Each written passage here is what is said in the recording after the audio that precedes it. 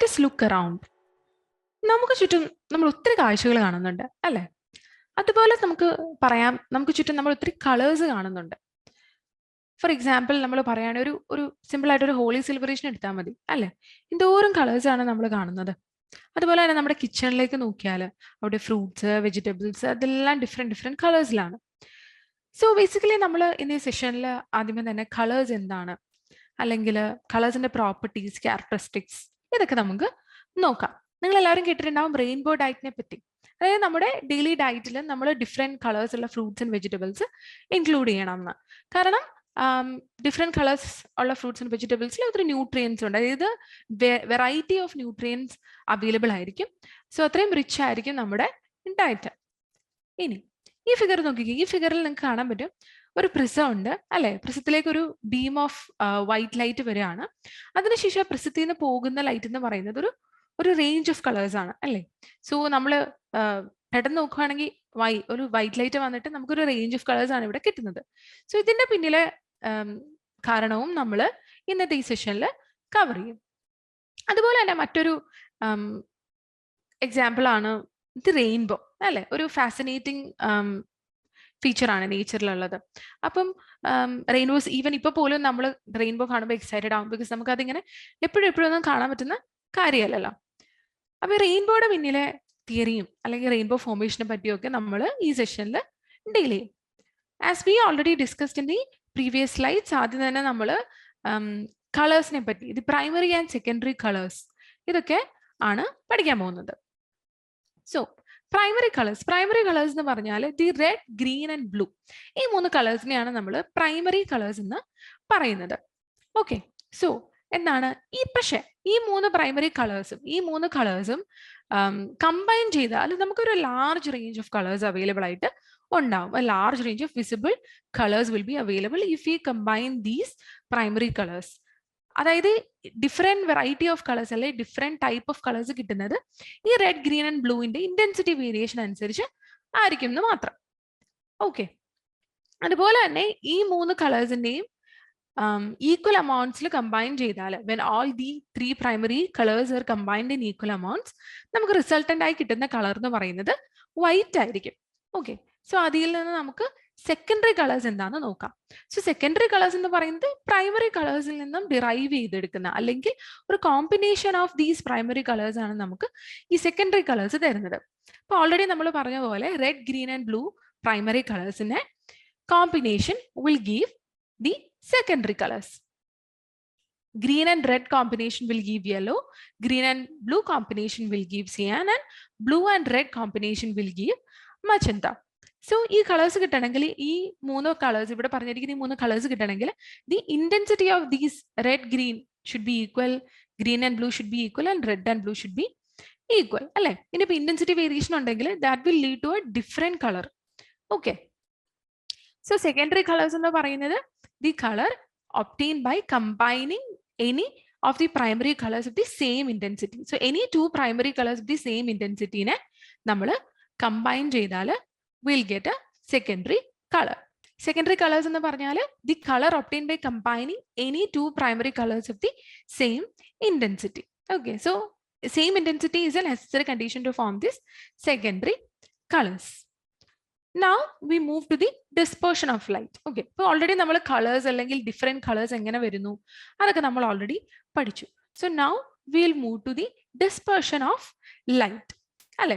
ഇപ്പം ഈ ഫിഗർ നമ്മൾ ഇനീഷ്യലി കണ്ടതാണ്. ആദ്യമേ തന്നെ നമ്മൾ ഈ ഫിഗറിനെ പറ്റി ഒന്ന് ഡിസ്കസ് ചെയ്തായിരുന്നു. ഒരു ബീം ഓഫ് വൈറ്റ് ലൈറ്റ് ഒരു പ്രിസത്തിൽ വന്ന് സ്ട്രൈക്ക് ചെയ്യുകയാണ്.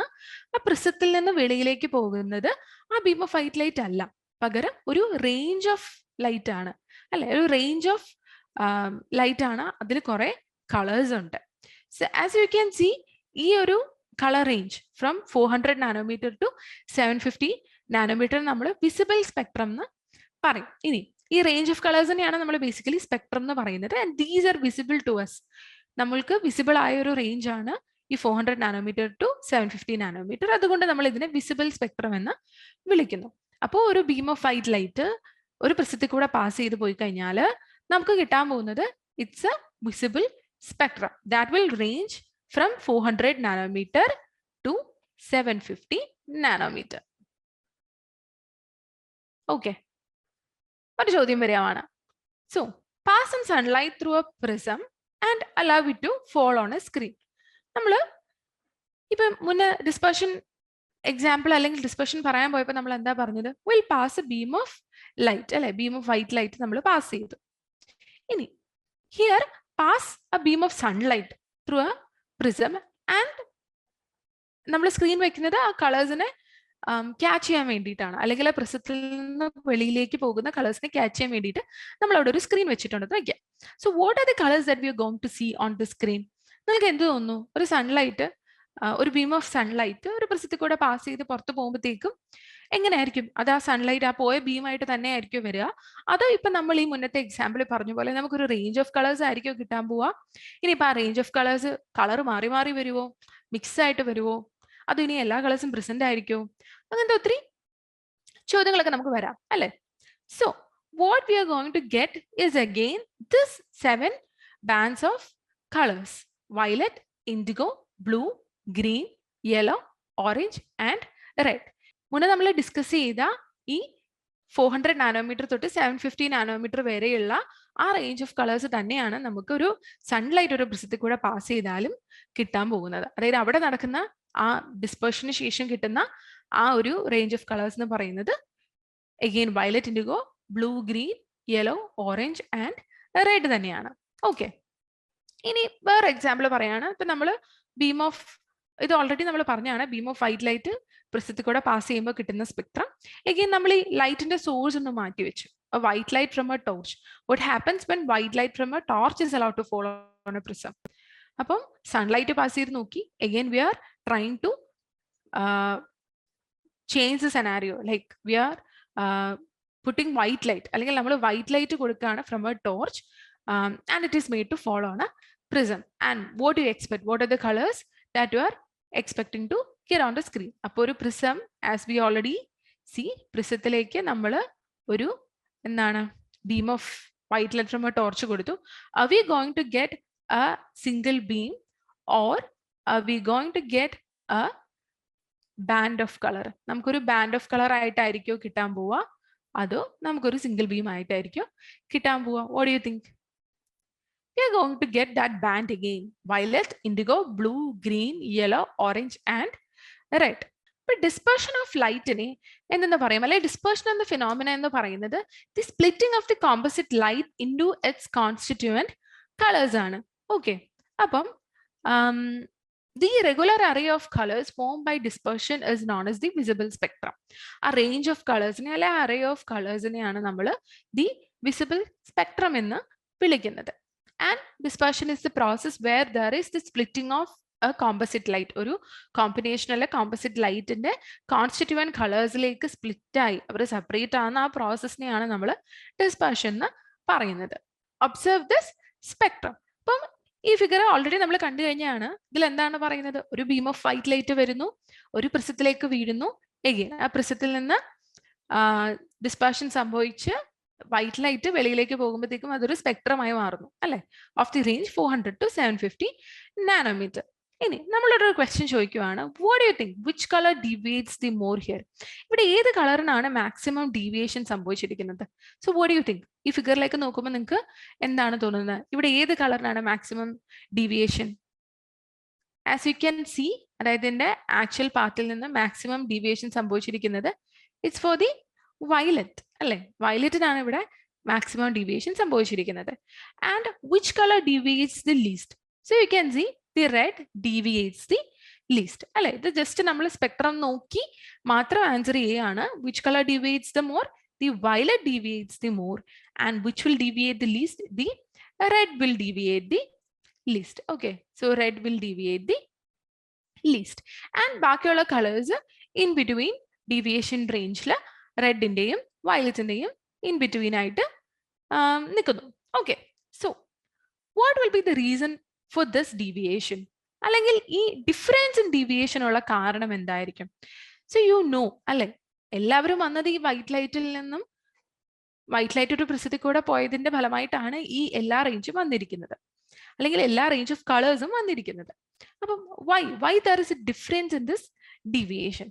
So let us look into this wavelength range. Okay, ഈ ഓരോരോ കളേഴ്സിന്റെയും സ്പെക്ട്രത്തിൽ റിസൾട്ടന്റ് ആയി വന്ന ഓരോരോ കളേഴ്സിന്റെയും വേവ് ലെങ്ത് റേഞ്ച് നമ്മളൊന്ന് നോക്കി പോവാണ്.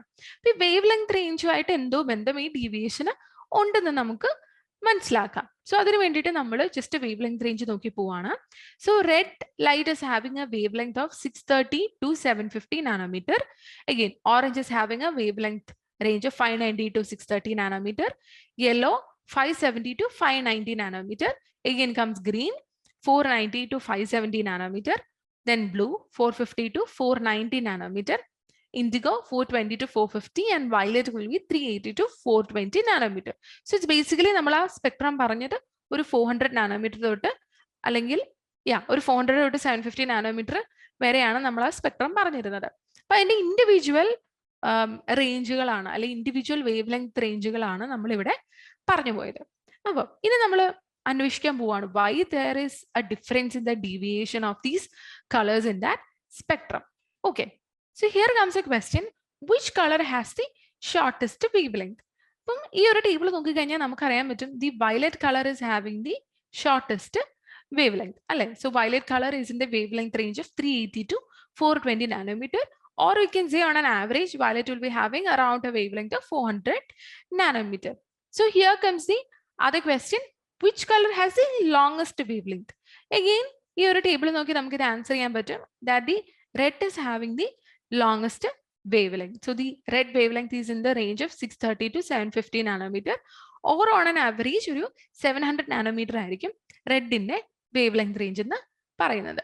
We are going to find out what is the reason for dispersion. അല്ലെ, ഓൾറെഡി നമ്മൾ ആ സ്പെക്ട്രം നോട്ടീസ് ചെയ്തപ്പം അല്ലെങ്കിൽ സ്പെക്ട്രം ഇവാലുവേറ്റ് ചെയ്തപ്പോൾ we understood that these range of colors are deviating at different angles. അല്ലെങ്കിൽ ആ എന്താണ് റെഡിന് സംഭവിക്കുന്ന ഒരു ലീസ്റ്റ് ഡീവിയേഷനും വയലറ്റിന് സംഭവിക്കുന്ന ഒരു വലിയ ഡീവിയേഷനുമാണ് അല്ലെ. അപ്പം അതിനുള്ള കാരണം, what is the reason for this dispersion? So the light will undergo refraction when it enters the prism obliquely and it comes out of the prism. അപ്പോൾ ഒരു beam of light ഒരു പ്രിസത്തിലേക്ക് കയറുമ്പോഴും പ്രിസത്തിൽ ഇറങ്ങുമ്പോഴും it will undergo the refraction, and this extent of deviation depends on this wavelength അല്ലെ. ഈ wave length, ഈ ലൈറ്റുകളുടെ wave ലെങ്ത്തിനെ depend ചെയ്തിട്ടാണ് ഈ ഡീവിയേഷന്റെ ഒരു extent നമുക്ക് പറയാൻ പറ്റുക. And therefore these waves will undergo deviation at different angles and they get separated. അപ്പോൾ ഈ പുറത്ത് വരുന്ന ഓരോ ലൈറ്റിനും ഓരോ വേവ്സിനും ഓരോ വേവ് ലെങ്ത് ആണ് അല്ലെ. അതുകൊണ്ട് തന്നെയാണ് അവരുടെ deviation will happen at different angles, and therefore അവരുടെ ഡീവിയേഷൻ പലതായി സംഭവിക്കുന്നത് കൊണ്ടാണ് നമുക്ക് അവരെ ഒരു ബാൻഡ് ആയിട്ട് അല്ലെങ്കിൽ ഒരു സ്പെക്ട്രം ആയിട്ട് കാണാൻ പറ്റുന്നത്. അതായത് സെപ്പറേറ്റ് ബാൻഡ്സ് അവിടെ ഉണ്ടാവുന്നത് അവരുടെ ഡീവിയേഷൻ ഡിഫറെന്റ് ആയതുകൊണ്ടാണ്. And why this deviation is different? Because their wavelength is actually different. Okay, so the deviation of the colors is minimum for the colors with more wavelength. Wavelength കൂടുതൽ ഏതോ അതിന്റെ deviation കുറവായിരിക്കും. So that is what is happening here. അതുകൊണ്ടാണ് we know that red is having a maximum wavelength of around 700 nanometer or 700 or 750 nanometer, and therefore red is having the least deviation. അതുപോലെ തന്നെ the one with the maximum deviation is the one with the minimum wavelength. അപ്പം violet is having a wavelength around 400 nanometer. അപ്പോൾ violet is having the maximum deviation. അതായത് deviation and wavelength are inversely proportional എന്ന് നമുക്ക് പറയാൻ പറ്റും. So when the wavelength of the color decreases, the deviation increases. അപ്പം wavelength ഉം deviation തമ്മിൽ ഒരു inverse proportionality ആണ് അവിടെ ഉള്ളത്. So far we actually discussed about primary and secondary colors and about the dispersion of light. So, and the reason behind this dispersion process. So now we are going to study about the rainbow, or how are these rainbows formed, or what is the reason behind it and all these things. ഇപ്പോൾ rainbow എന്ന് പറയുന്ന ഒരു നേച്ചറിന്റെ ഒരു beautiful ആയിട്ടുള്ള ആ ഒരു സീനിനെ നമ്മൾ ഇന്നിവിടെ പഠിക്കുന്നു. Okay, so let us look into this figure. ഈ ഫിഗർ നോക്കിക്കഴിഞ്ഞാൽ we can see that there is sun rays, there is an observer, there is raindrops, and again the rainbow is formed. So now we are going to see how these rainbows are formed. So rainbow can be termed as a natural spectrum that is appearing in the sky after a rain shower. അല്ലേ, ഇവിടെ എന്ന് വെച്ചാൽ നമ്മൾ എല്ലാ rain ശേഷമൊന്നും rainbow കാണാറില്ല. So there are certain conditions for this rainbow to be observed. അപ്പോൾ ഇതൊരു natural spectrum ആണ്, the natural spectrum in the nature. Okay. Ini, how this rainbow is formed? It is caused by the dispersion of sunlight by tiny water droplets that are present in the atmosphere. Okay, then a rainbow is formed in a direction opposite to that of the sun, and the water droplets can act as small prisms. But we already dispersion പഠിച്ചെടുത്ത് we need small prisms for the dispersion of light to happen. അല്ലേ? അപ്പോൾ എന്താണ്? The water droplets that are present in the atmosphere will act as prism, and then we have this sun rays that is coming into it, and the rainbow will be formed in the direction opposite to that of the sun. So the dispersion of light caused by the water droplets in the atmosphere is the reason for the rainbow. And here we have a detailed explanation. ഒരു റെയിൻബോയ്ക്ക് പുറകിൽ 3 process ഉണ്ട്: dispersion, refraction, and total internal reflection. So as you can see in this figure, ഒരു beam of white light ഒരു rain dropലേക്ക് enter ചെയ്യാണ്. So you can see refraction happening there. അതിനുശേഷം ഈ rain dropന്റെ opposite side ചെന്നിട്ട് there is total internal reflection that is happening there. Again, these rays will come out through the refraction, and you can see dispersion already happened. That e beam of white light is now a spectrum. അല്ലെ, ഒരു red to violet റേഞ്ചിലുള്ള ഒരു spectrum ആയിട്ട് ഇവർ already form ചെയ്തു. So the observer who is outside or observer on the ground can actually see this spectrum or is actually seeing the rainbow. So what is this total internal reflection? Total internal reflection means a beam of light will be completely reflected back. So the sunlight, when it passes through the water droplets, will undergo the refraction and internal reflection. So the light ray that is emerging from the water droplets, which make the same angle with the line of vision, will have the same color. So the line of vision il ninna ore angle, you know, the rays that are making the same angle with the line of vision na ore color ആയിരിക്കും. And these droplets will appear in the form of an arc of a particular color. അതുകൊണ്ടാണ് നമ്മൾ ഒരു റെയിൻബോനെ ഒരു ആർക്ക് ഷേപ്പിൽ കാണുന്നത്. And each of these arcs are having a particular color. So in this arc, there is red color at the upper edge, and we can see the violet color at the lower edge. All the other colors will be seen in between depending on the wavelength of the colors. Okay, upper rainbow, we can see the red color on the upper edge and the violet color on the lower edge, and the other colors that we already discussed, we have a band of colors that will be seen in between them depending on their wavelength range. Now we move to the recombination of colors. ഇപ്പൊ നമ്മളിപ്പോ പറഞ്ഞത് എന്താണ്? The formation of spectrum ആണ്. So now we are going to find the recombination of how is the recombination of colors that's going to happen. ഈ figure നോക്കി കഴിഞ്ഞാൽ നിങ്ങൾക്ക് അറിയാം എന്താണ്, അവിടെ 2 പ്രിസം ഉണ്ട് അല്ലെ. മുന്നത്തെ പ്രോസസ്സിൽ നമ്മൾ ഡിസ്പർഷൻ പഠിച്ചപ്പോൾ നമ്മൾ ഒരു പ്രിസം വെച്ചിട്ടാണ് പറഞ്ഞത്. when a beam of white light passes through a prism, there is dispersion that's happening on the other end അല്ലെ. അപ്പൊ what will happen if you place another prism on the other side? Okay, so two questions arises: what happened to the light when it is passed through the first prism, and what happened when it is passed through the second one? First prismത്തിൽ കൂടെ ഉള്ള ഒരു output അല്ലെങ്കിൽ white light ഒരു beam of light first prismത്തിൽ കൂടെ pass ചെയ്താൽ ഉണ്ടാവുന്ന output എന്താണ് നമുക്ക് എല്ലാവർക്കും ഇപ്പം അറിയാം അല്ലെ. That is what we discussed few minutes before. ഇനി ആ ഒരു കളേഴ്സ്, ആ ഒരു സെറ്റ്, നമുക്കറിയാം ഒരു ബാൻഡ് ഓഫ് കളേഴ്സ് ആയിരിക്കും ഇവിടെ ഉണ്ടാവുക. ആ ഒരു ബാൻഡ് ഓഫ് കളേഴ്സിനെ നമ്മൾ സെക്കൻഡ് prismത്തിൽ കൂടെ പാസ് ചെയ്ത് കഴിയുമ്പോൾ എന്തായിരിക്കും സംഭവിക്കാൻ പോവുക? So when white light is passed through a prism, it disperses, and if we keep another prism inverted there, എന്താ സംഭവിക്കുക? The dispersed light will again return to white light അല്ലെ.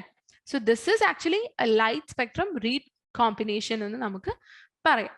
So ഒരു വൈറ്റ് ലൈറ്റ് ഒരു സ്പെക്ട്രത്തിൽ ഒരു white light ഒരു prismത്തിൽ കൂടെ പോയതിനു ശേഷം we actually got a spectrum. So this spectrum or this dispersed light, if it pass through another prism, again നമുക്ക് ഈ വൈറ്റ് ലൈറ്റ് കിട്ടും. So we are expressing it in terms of the figure. ഈ ഫിഗറിൽ it's very clear that a white light വരുവാണ്. So there is this spectrum that is taking place. അപ്പോൾ ഇവിടെ വരെ നമ്മൾ ഓൾറെഡി ഡിസ്കസ് ചെയ്തതാണ് അല്ലെ. The dispersion of light is happening here, and again ഈ ഒരു range of colors അപ്പുറത്തെ ഒരു prismത്തിൽ കൂടെ പാസ് ചെയ്താൽ we are going to get the white light again, and this is known as a recombination of colors.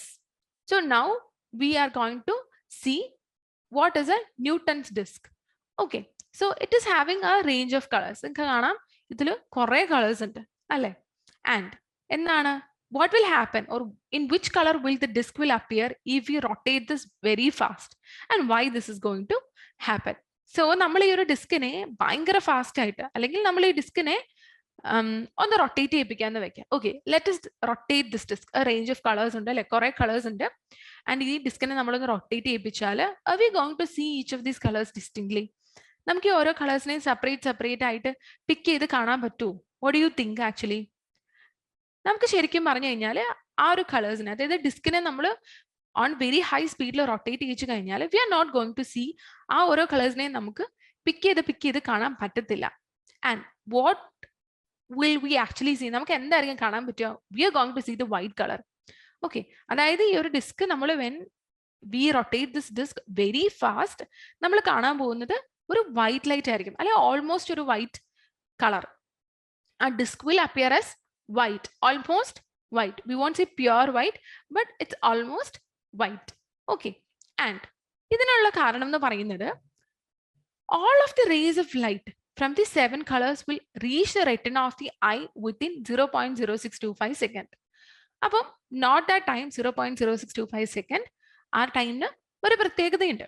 Okay, അപ്പൊ ഇവിടെ പറയുന്നത് ഈ ഡിസ്കിൽ എത്ര കളർ ഉണ്ടോ ആ എല്ലാ കളേഴ്സും നമ്മുടെ കണ്ണിൽ, നമ്മുടെ റെറ്റിനയിൽ എത്താൻ പോകുന്ന ടൈം, അല്ലെങ്കിൽ 0.0625 സെക്കൻഡിനുള്ളിൽ ഈ എല്ലാ കളേഴ്സും നമ്മുടെ കണ്ണിൽ എത്തും.